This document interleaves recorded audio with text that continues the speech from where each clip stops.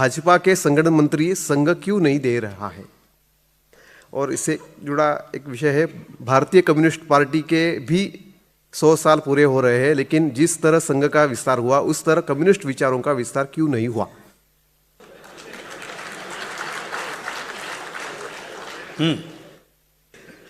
अच्छा, तो communist party के लिए जो प्रश्न है वो आपको वहां पूछना चाहिए। वो अगर हमसे आकर पूछते तो हम उनको मार्गदर्शन करने के लिए तैयार हैं।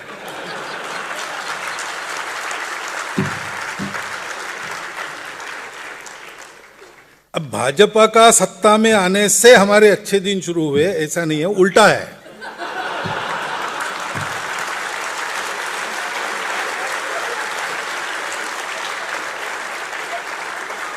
कल मैंने बताया था हम एक विचार और नीति लेकर चलते हैं। जैसे जैसे हमारी शक्ति बढ़ती है हम उसका प्रतिपादन करते हैं, प्रचार करते हैं, लोग उसको मानने लगते हैं। अब लोगों में अगर वो नीति स्वीकार हो गई तो चुनावी राजनीति में जो उस नीति का पुरस्कार करते हैं उनको अपने आप लाभ होता है। किसने करना है हम नहीं बताते, उनकी मर्जी है। हम राम मंदिर के पक्ष में खड़े रहे, राम मंदिर के पक्ष में जो थे उनको लाभ हुआ, अन्य लोगों को मना नहीं थी तो उन्होंने नहीं किया।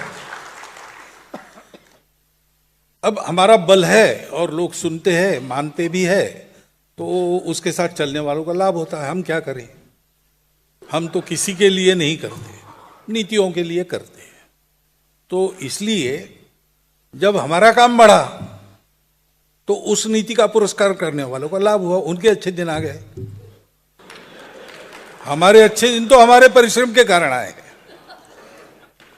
गुरुजी जन्मशती से शुरू हुआ, तब तक कुछ परिस्थिति थी, लोगों ने वो झेली, फिर लोगों के दिमाग में जल्दी जल्दी थोड़ा ऐसा प्रकाश हुआ कि भाई ये भी लोग हैं, इनका भी सुनो।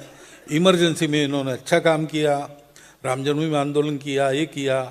अब वो गुरुजी जन्मशती क्या कह रहे हैं। उसके बाद विवेकानंद सार्धशती आई, उसमें हमारे लोगों ने काम किया। ये सब धीरे धीरे इमरजेंसी, राम जन्मभूमि आंदोलन, गुरुजी जन्मशती, विवेकानंद सार्धशती, अपना पसीना बहाकर हमने अपने सपोर्ट बेस को बढ़ाया। तो हमारे अच्छे दिन तो उसके बलबूते आए, आप लोगों का स्नेह विश्वास और हमारे स्वयंसेवकों का अखंड परिश्रम।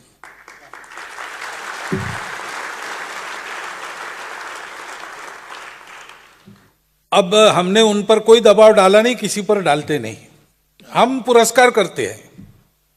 सिद्धांतिक राजनीति और राजनीति में नीति, इसका ही पुरस्कार करते हैं। तो अब करना तो मैंने कल बताया, ये सब अलग स्वतंत्र स्वायत्त है। कोई शाखा संघ की शाखा देखनी है आपको तो आप आइए, संघ की शाखा में आइए, तो आपको वहां कोई राजनीति नहीं मिलेगी। संघ की ये जो संगठन है, विश्व हिंदू परिषद है, विद्यार्थी परिषद है, मजदूर संघ, किसान संघ, भारतीय जनता पार्टी वगैरह, इसमें स्वयंसेवक है और प्रभावी भी है, लेकिन ये संघ की शाखाएं नहीं है। ये स्वतंत्र अलग स्वायत्त स्वावलंबी अपने अपने संगठन, अपना अपना कार्यक्षेत्र, उसके लायक कार्यपद्धति, अपना अपनी कमेटी, अपना अपना कोष और स्वतंत्र निर्णय ऐसा वो करते हैं। सलाह मांगते तो हम सबको देते हैं, और हमारे स्वयंसेवक है, मांगते हैं तो हम देते हैं। खतरा कुछ नजर आ गया उनको बताते हैं, करना उनका काम है। घर में 5 भाई हैं, 5 लोगों के अपने अपने बिजनेसेस है। भाई है तो भाई जैसे रहेंगे ही, लेकिन इसका मतलब तुम्हारा बिजनेस मैं चलाऊंगा, मैं बताता हूं ऐसा करो, ऐसे तो होता नहीं ना। बिजनेस वाले लोग बैठे ही, उनको पता है ऐसा ही है। तो उनका पुण्य उनके पास, उनका पाप थोड़ा सा हमारे सर पर आता है, क्योंकि यहां से गए, उसका कोई इलाज नहीं, वो हमारी रिस्क है और लेते हैं। और इसलिए उनको हम बताते हैं, लेकिन हमको ये भी पता है कि राजनीति पर दबाव संघ का या किसी का नहीं होता है। राजनीति पर दबाव होता है मतदाताओं का। सिद्धांतहीन राजनीति चल जाती है, इसलिए चलती है, नहीं चलेगी हुआ तो कोई नहीं करेगा। जो मैंने कहा पहले कि वो वोटवादी है सब, ये अपना तंत्र ऐसा है कि राजनीति वोटवादी है, और वोटवादी निरंतर अधिकाधिक होते जा रही है। तो इसको ठीक करना है, तो ये पूरे समाज के प्रबोधन का, पूरे समाज में नैतिक रुचि का विषय है। वो करने से सब ठीक हो जाएगा।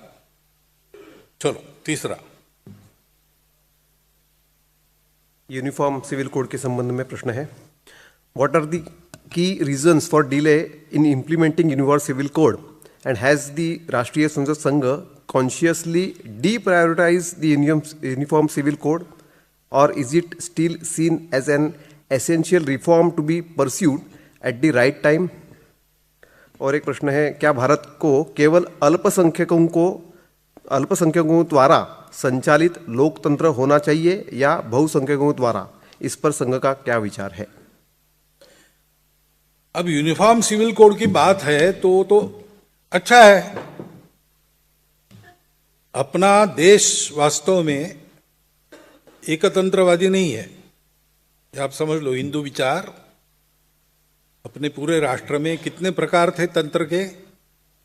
स्वस्ति साम्राज्यम भौज्यम स्वराज्यम वैराज्यम पारमेष्ठ्यम राज्यम महाधिपत्यम समंतपर्यायी सार्वभौम इतने सारे गवर्नेंस की सिस्टम्स चल रही थी एक ही देश में, अलग अलग भूगोल अलग अलग है, सारी बातें अलग अलग हो जाती है, सब जगह एक नहीं चलता, ऐसे चल रही थी। फिर भी हम एक राष्ट्र थे, पृथ्वी समुद्र पर्यंता, या एक राटी थी, उसी में कहा है। तो हमारा विविधता को कोई विरोध नहीं है, लेकिन अगर हो सकता है एक देश के लोगों का एक तंत्र तो अच्छी बात है, एकता और मजबूत होती है, एकता को कोई खतरा होने की संभावना कम हो जाती है। तो यूनिफॉर्म सिविल कोड पूरे देश को एकात्म बनाने के लिए बहुत अच्छा उपकरण है,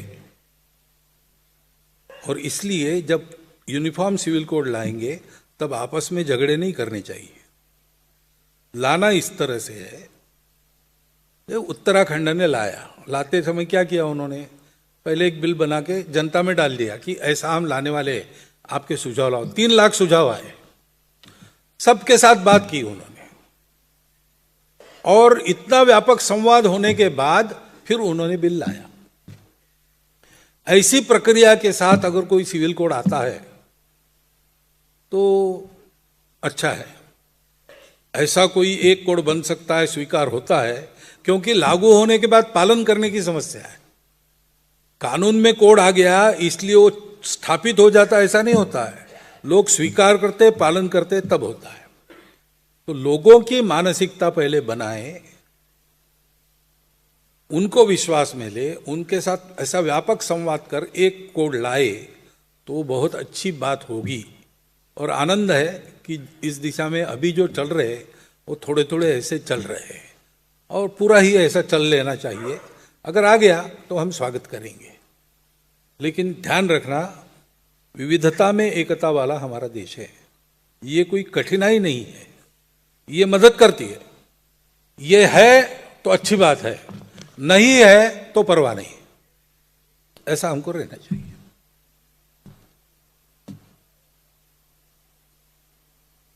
जीवन शैली समूह का प्रश्न है, ठीक है ना, अल्पसंख्यक की बहुसंख्यक, हम इसको मानते नहीं। अपना एक देश है, यहाँ मेजॉरिटी माइनॉरिटी का संवाद नहीं चलना चाहिए।